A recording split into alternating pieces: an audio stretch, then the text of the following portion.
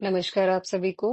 स्वागत है आप सबका श्री साईं सचरित्र के दूसरे सोपान के अगले अध्याय अध्याय नंबर 9, जिसका नाम है आज्ञा की अवहेलना में कष्ट पड़े झेलना। साईं के परामर्श उनकी आज्ञा शरणागत के कल्याण के लिए ही होते थे, फिर भले ही वो प्रतिकूल, विपरीत, अनुचित या अजीब मालूम पड़ते हों। जिसने उन्हें विश्वास कर स्वीकार किया, उसके जीवन में उजाला हो गया। किंतु जो अविश्वासी अपनी स्वबुद्धि का प्रयोग कर मीन मेख निकालने लगा और उसने आज्ञा की अवहेलना की, साईं के कृपालु होने से उसका सत्यानाश तो नहीं होने दिया, तथापि उसे अवज्ञा के परिणाम स्वरूप कुछ न कुछ कष्ट अवश्य ही झेलना पड़ा, जिससे अवज्ञा करने वाले को अपने अपराध या भूल का तत्क्षण ही एहसास अवश्य हो गया।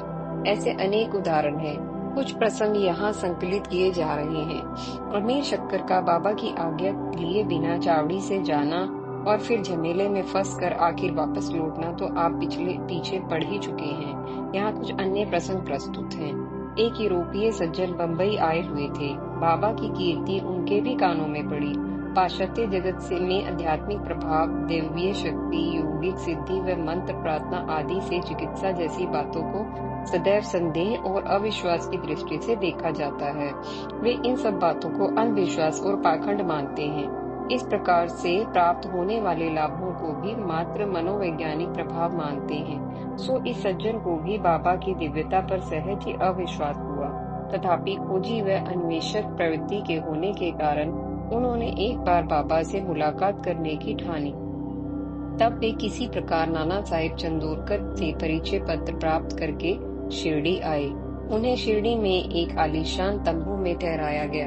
स्थानीय लोगों से जांच पड़ताल करने पर उन्हें बाबा की महिमा का कुछ अनुमान तो हुआ, परंतु प्रत्यक्ष को ही प्रमाण मानने वाले पाश्चात्य लोग मात्र इतने से ही कहाँ संतुष्ट हो सकते हैं। सो वो महाशय भी न हुए।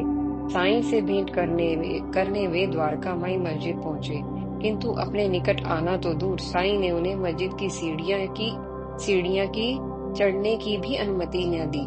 3 बार उन्होंने साईं के निकट आने का प्रयास किया। तीनों बार साईं ने उन्हें आंगन में ही खड़े होकर दूर से दर्शन करने को कहा।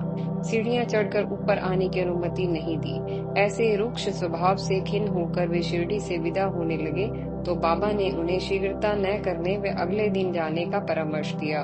उनका रुख विपरीत देखकर वहां उपस्थित लोगों ने भी उन्हें साईं का आदेश मान लेने का निवेदन किया, किंतु वे न माने और साईं के परामर्श की उपेक्षा कर तांगे में बैठकर वहां से चल दिए, पर अधिक दूर न जा पाए। सबली विहीर गांव पार होते होते एक खड़खड़ाती हुई साइकिल के अचानक सामने आ जाने से तांगे के घोड़े बिदक गए और तीव्र गति से अनियंत्रित होकर भागने लगे। नतीजतन तांगा पलट गया और वे यूरोपियन महाशय कुछ दूर तांगे में ही उछलकर घोड़ों के साथ साथ घिसटते गए। यद्यपि स्थानीय लोगों ने तुरंत दौड़कर उनको बचा लिया, फिर भी अधिक चोट आ जाने से उन्हें उस दिन कोपर गांव के अस्पताल में ही रुकना पड़ा। साईं की आज्ञा की अवहेलना का कुछ तो दंड मिलना ही था।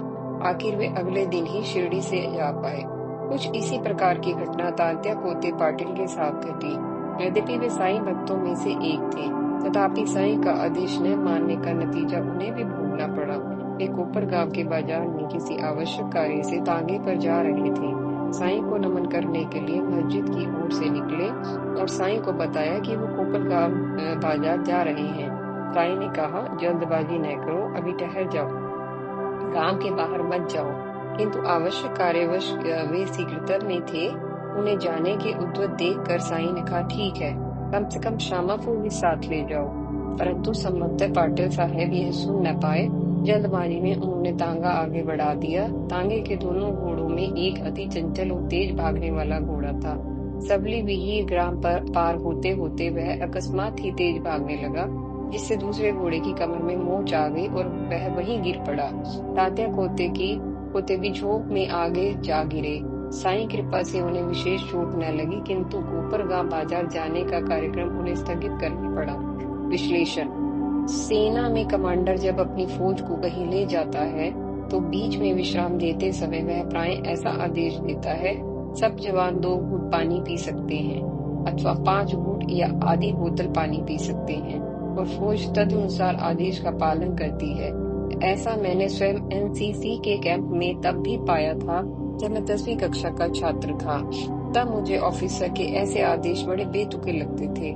मुझे लगता था कि मारे गर्मी के प्यास में इसे गला सूख रहा है, तब 2 घूंट या गिनती के घूंट पानी पीने की ही सुविधा क्यों? संभवतः यह अफसर जानबूझकर सबको तंग कर रहा है।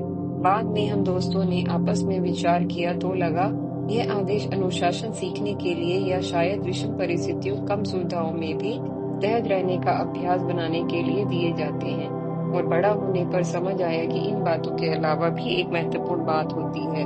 वो यह है कि कमांडर के दिमाग में प्लान होता है। भूगोल, पानी की उपलब्धता व लक्ष्य की दूरी सब उसके दिमाग में रहती है। मैं जानता ही कि बोतल में 20 घूंट पानी आता है। लक्ष्य 20 किलोमीटर दूर है, यानी लगभग 7 से 8 घंटों तक यात्रा करनी होगी।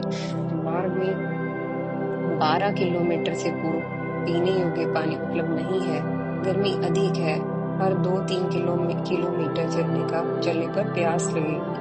अतः बीच में 4 विश्राम देकर यदि हर विश्राम में 5 घूंट पानी पीने दिया जाए तो सब गर्मी प्यास से मरेंगे भी नहीं और चलने की सामर्थ्य भी बनी रहेगी। और बोतल का सब पानी खत्म होने तक सब वहां पहुंच चुके होंगे। जहां पीने का पानी उपलब्ध है वहां से बोतल पुनः भरी जा सकती है। परंतु ये प्लान सेना के रंगरूट नहीं जानते। उन्हें अधिक प्यास लगे होने पर कमांडर का मात्र ये 5 घूंट पानी पीने का आदेश बेतुका लगता है। ऐसे में यदि कोई आदेश की अवहेलना कर 10 घूंट या आधी बोतल या पूरी ही बोतल पानी पी जाए तो आगे जाने पर उसे स्वतः ही परेशानी हो जाएगी। उसका पानी पहले ही खत्म हो जाएगा। शेष यात्रा उसे सूखे गले से प्यास झेलते हुए ही पूरी करनी पड़ेगी। इस बीच वह लू लगने या चक्कर खाकर गिर सकता है। अतः कमांडर का आदेश न मानने का दुष्परिणाम उसे भुगतना होगा। कारण मात्र यह है कि उसे अपने कमांडर पर विश्वास नहीं था और कमांडर ही नक्शे को जानता था, वह सैनिक नहीं जानता था। अतः वो कमांडर के आदेश के पीछे छिपा अपना कल्याण न पहचान सका। कुछ ऐसी ही बात इन प्रसंगों में भी है। साईं बाबा समय के आर पार देख सकते थे। जो घट रहा है, जो घटने वाला है और जो घट चुका है, वो सब जानते थे।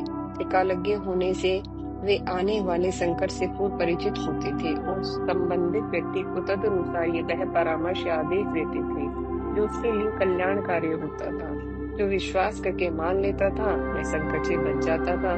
जो किसी कारण से नहीं मानता था उसे संकट भुगतना पड़ता था।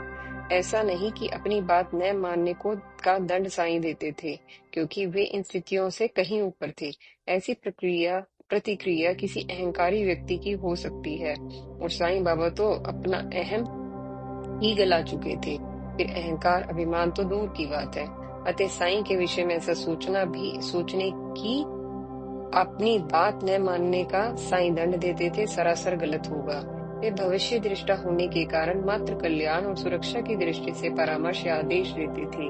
वो मुसीबत साईं की उत्पन्न की गई नहीं होती थी, अपितु साईं की कृपावश आज्ञा न मानने वाले को भी कम से कम मुसीबत उठानी पड़े ऐसी व्यवस्था करने का प्रयास करते थे, जैसे तात्या के मामले में उन्होंने किया। इसी के साथ इस अध्याय का समापन होता है। अगले अध्याय में हम आपसे फिर मिलेंगे। तब तक के लिए धन्यवाद।